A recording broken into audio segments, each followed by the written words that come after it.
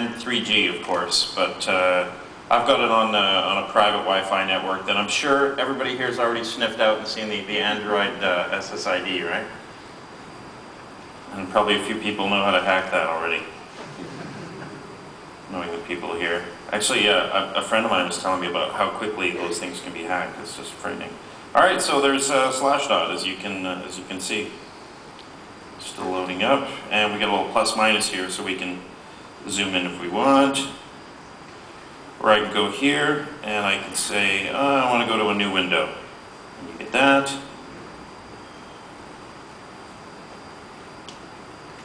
And we can go to somewhere else, for example. Look at that, more Google products. Who would have thought? There we go. Cool. All right, enough of that. So that shows you that proves that we have the internet connectivity. And got to make sure that we show you that we got maps. Unfortunately, there's no Street View data for London, so I could show you Street View, but it would have to be like for Manhattan or something. So there we go. The device has a built-in GPS. You can see the little, there's a little kind of satellite dish icon up here. And it doesn't look like it's getting too good a signal because we got like the big sphere of indeterminacy there. I can click on map mode and I can go to satellite view. And we should be able to see a satellite view of where we are.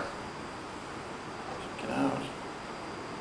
So that's not bad. You can see those tiles coming in.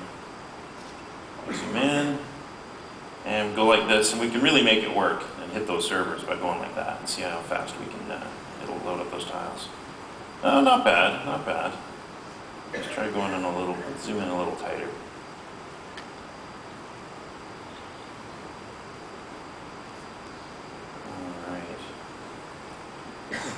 But of course, you know, this stuff is pretty cool, but the coolest stuff is, of course, writing your own apps.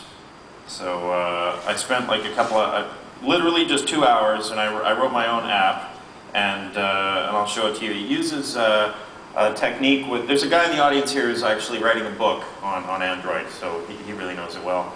But it uses a technique with a background thread that's a low priority thread, using surface view to get access to the hardware buffer so that you can write to it. So the end result is you get, you can write stuff with a pretty high frame rate, which is pretty cool.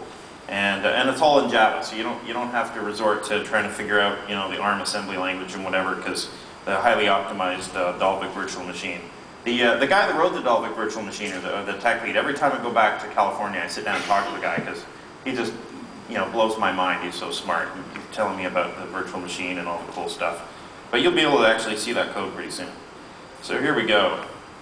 All right, so there's the application that I wrote. Only took a couple hours. All right, it's got the background thread running. It's got the surface view thing. It's you know, I'm pretty proud of this. You know, but as you can imagine, I am, you know, a Google engineer, so of course, you know, my coding skills are going to be pretty amazing. All right. So there you go, the blue dot application. What do you think? Like it? Okay, but here's the thing. Here's the other thing. I've actually hooked into the accelerometer,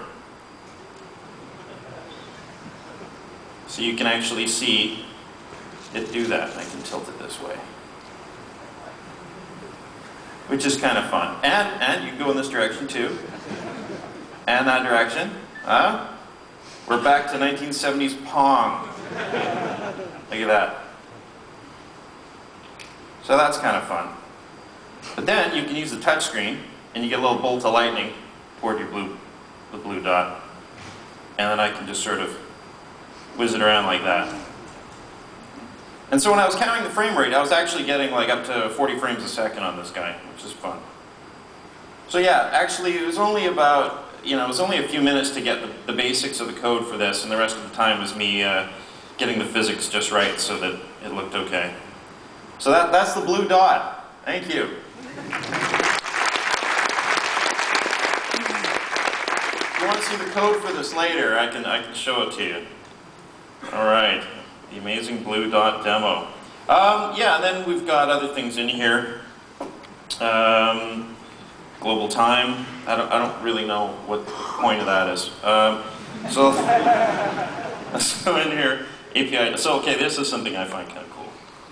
In the SDK, when you download it from code.google.com/Android, that's code.google.com/Android, and you download the Android SDK, you can see all these are the applications. This is right from there. So that's exactly how lazy I am. Okay, so OpenGL, and this is kind of neat. So check that out. Like that's written in Java. So I find that pretty cool. That's using the OpenGL libraries. So that's pretty fun. And what else do we have on here? Again, pointless but fun.